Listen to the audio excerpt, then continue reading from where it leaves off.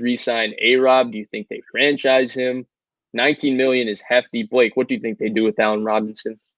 I think they need to re-sign him, and the main reason is we know they have the talent on defense, right? Like they have a pretty good defense. It's been not as good as it was in 2018, mainly just due to injury concerns with Hicks, and Roquan Smith's been injured a little bit and all that. But if you take Allen Robinson out of this offense and you look at just the talent on the offense, your best offensive player being David Montgomery, although he's been really improved over the last just this season, he's been really solid.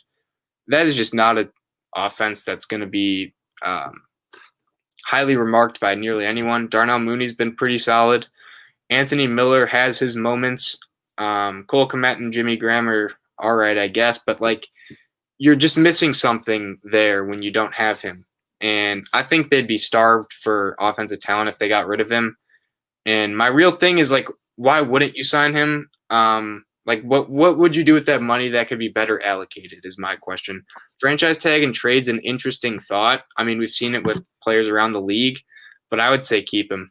I don't think there's going to be a market to tag and trade him. Okay. There's a lot of really good wide receivers in this market that are going to be cheaper than Allen Robinson. So that's one. Number two, this draft is once again stacked with wide receivers. There's like 7 guys that people are talking about going in the first round. The Heisman winner, Devontae Smith, Jamar Chase, Jalen Waddle, Rashad Bateman, Kadarius Toney, Rondale Moore, Chris Olave, and I'm missing like 3 names too. So there's a ton of people that are going to be available to draft.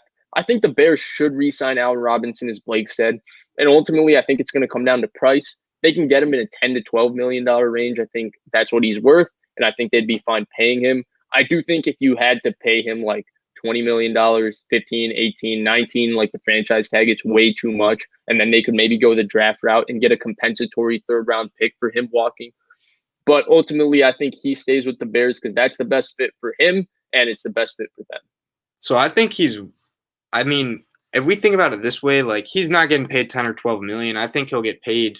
If he does get paid, it will be in that like 18 million range because that's just how it works for receivers, right?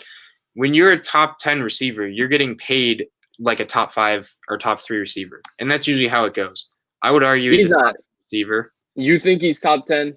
I'd say he's near the end of that list, yeah. I mean, if you look at the quarterbacks he's played with, he's literally played with some bums. He's played with bad quarterbacks, but just because you play with a better quarterback doesn't automatically make you a worse player. Like Tyreek Hill plays with Mahomes, but he's mega impactful. I totally agree with that, but I mean, watching him over the years just put up like these great stats, and he's not getting like the best passes, right? It's not like do you think he would put up a much better stats with Aaron Rodgers? Like if he had a quarterback that could throw a back shoulder, how much better do you think he would be?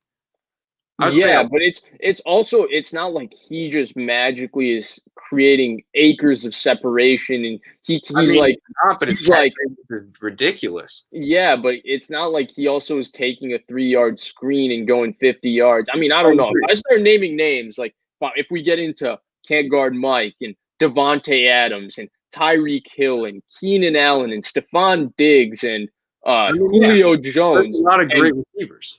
Yeah, but we can continue. A.J. Brown, D.K. Metcalf. I mean, how much better? More.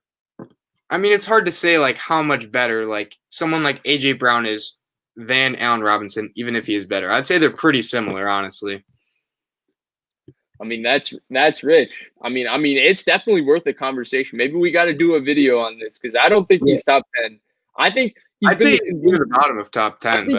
I think he's always the convenient guy thrown around. Well, look, he plays with bad quarterbacks, but he also gets force-fed the ball and gets targets. I would love to go through the targets and break it down that way, but I think it's advantageous for him that way. I think he's really good. I just think top 10 is rich. I'd say he's near the end. I mean, it's pretty like there's so many good receivers. It's hard to say like who's like definitively better, right? Like you can argue for him being a top 10 receiver in my eyes. For me, he fits probably 14 to 18. That's where I think he fits. Possibly.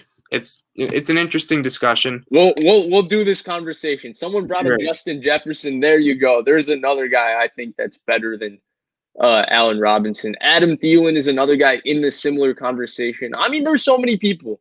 But yeah, I think you were right with the money though. I think that's where he's going to get paid.